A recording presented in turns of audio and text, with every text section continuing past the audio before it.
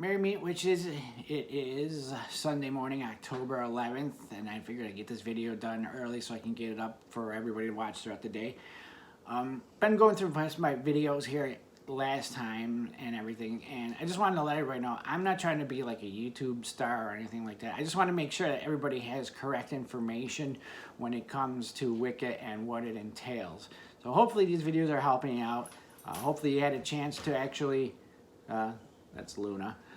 If you had a chance to actually go through and do your homework from the last video and get out and make a better connection with the goddess. So in this in-depth video, I'm going to be going over the god. Now, in Wicca, the god is the equal mate to the goddess. Neither one is greater than the other. They're both equal. One thing I'm going to go over real quick before I actually continue on here is I just wanted to let everybody know too that a lot of times in the other videos I just kind of throw out there what I know and what's off the top of my head, and to keep things smoother for these videos I've decided to actually go ahead and notate stuff. And so if you see me looking down, I'm just going over some of my notes that I actually wrote down so that I can keep the flow going better than the last couple videos have. So unlike the goddess, the god actually goes through changes and transformations throughout the actual wheel of the year. He is mainly symbolized by the sun. There are animals that actually represent the god and objects that represent the god. Some of the animals that represent the god are the stag, the dog, the wolf, the dragon. Some of the items that you use on your altar also symbolize the god, such as the athame, the wand. Maybe you have some gold or brass on there. Those are actually symbols and represent the god as well. Now, many refer to the god as the horned god because you may have seen pictures of what they represent the god to be, with the stag horns or a big set of antlers on them. That's typically how I kind of feel that the god is represented, with the horns on his head. And I think if you've seen some of the past videos that I actually have a set of the horns that I use for when we're doing our rituals. Now, in all the different pantheons throughout the world, all the gods that are there are basically just personalized representations of the one god. The Norse have like Odin and Thor. The Greek have, Zeus and Hades and Poseidon. They all just stem from the actually coming from the god. They just basically personalize them to give them a name and a face. It all just leads back to the god. And as I said, much unlike the goddess, well, similar to the goddess, but more than the goddess, the god goes through a transformation throughout the year. Now, this all starts in Yule, which is in December from the 20th or 23rd, depending on when it lands, and that's the time of the year that the god is born. You'll see similarities to this in different pantheons.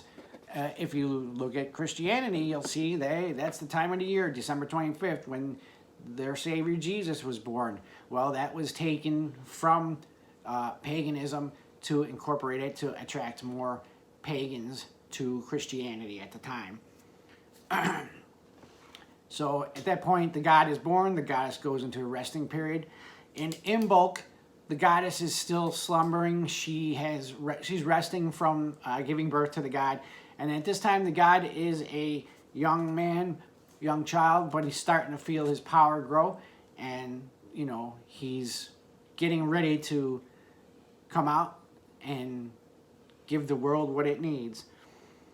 At Ostara, at this point, the god is matured to a young man, and he starts to walk the earth, spreading his power. And that is usually around March. And at that point in time, you'll see when flowers and fields and everything start to bloom. And that's the power of the god getting stronger every day. Next up is Beltane, and at that point, in Beltane, the god has become adult male. I'm not going to try to attach an age to him because it would be impossible. But it's at that point the god and the goddess become lovers, and that time of the year they actually become one. They mate, you want to call it that, have sex, whatever you call it, become join and everything. So at Beltane, that's when the god takes the goddess as his lover. Next up is Litha. And at Litha, this is at the point at which the god is at his strongest. This is usually the summer solstice, usually, like I said, about 20th to 23rd, depending on the calendar year. And the god is at his fullest strength at this point. This is when the sun is actually at its height of its power, and this is where your crops and everything grow, and your flowers grow and bloom, and that's symbolized by the god being at his strongest point. Now, next up in August is Lunasa, and this is the first harvest of the year.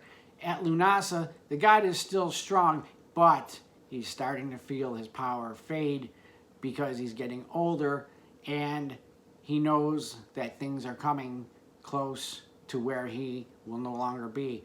You'll notice that as the days starting to get shorter and the nights are growing longer. Only slightly can you see it, but you do notice it. So that's representative of the god starting to lose his power. Next up is Mabon.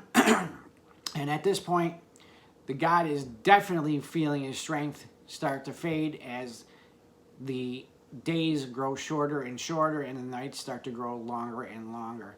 So the god knows at this point that he is going to be basically passing soon, and it's also again symbolized by the fact that the days are shorter, nights are longer. Next up is Samhain, which is actually this month, and at this point in time, the god actually does pass through the veil. He does die and moves on through the veil. Now it's a somber occasion because at this point, with the days growing the shortest and the nights growing the longest, people actually do mourn the death of the god. However, there is hope because they know that come Yule, in the wheel of the year coming up, that the god shall be reborn. So celebrate the death of the god. Celebrate those who have passed through the veil. It's the time of the year when the veil between the world of the living and the world of the dead is the thinnest. And so at Samhain, a lot of times people tend to actually use that Sabbath to celebrate and actually invite those who have passed through the veil back to join the family or friends to, celebrate with them. And then the whole process starts all over again at the beginning of the wheel of the year for the next year. Now, this is one of the weird things that sounds, strange, and I get it. It's understandable. How could the god be the son and then the lover of the goddess? And people think, well, that sounds like incest. It's not. It's symbolism, okay? People from, ancient times knew that the god was going to go through this process of getting stronger, getting weaker, then dying. They actually took it and symbolized it by the sun and the moon. So it's not incest, it's symbolism. And don't get all wrapped up in that. Just celebrate it as best as you can, when you can. So that was the pretty much the in-depth portion on the god. If you prefer to use specific gods when you're setting up your altar or when you're actually working with them, that's fine. Go ahead and do that. It's not necessary. I don't do it. None of our circle members do it. We just, straight up work with the god. That's all that matters. One of the things that I do have for you as far as your homework is concerned for this too, with it being Samhain, it's getting to the point where the god is going to pass, and that's going to be soon. Today's the 11th, so 20 days from now. So in regards to your homework, what I want you to do is get out in this short time that the god has left here and make a better relationship with the God. You still have time. You can do so. Take some crystals if you have them that might be related to the God. I don't have any off the top of my head that I would associate with them, mainly because I don't use a lot of crystals or gemstones or minerals.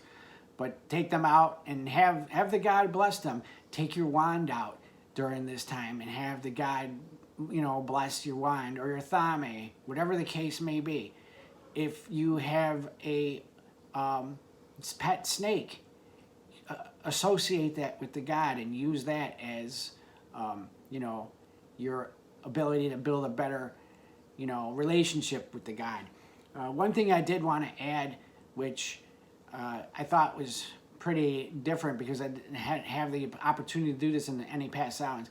So what I have is a little pop-up shed, and I keep my four-wheeler and my riding tractor in there.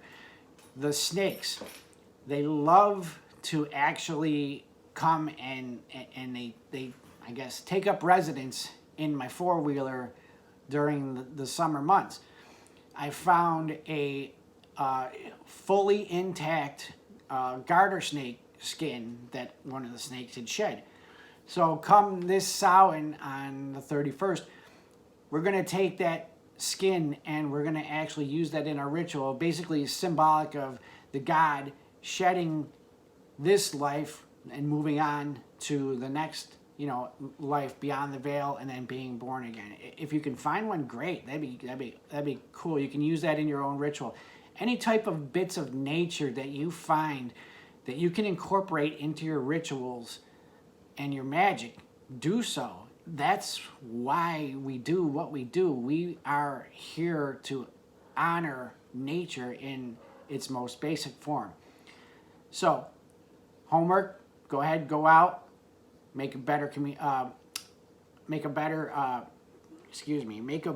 relationship with the God that you may already have, but strengthen it. So, until Wednesday night, blessed be all. Have a good day.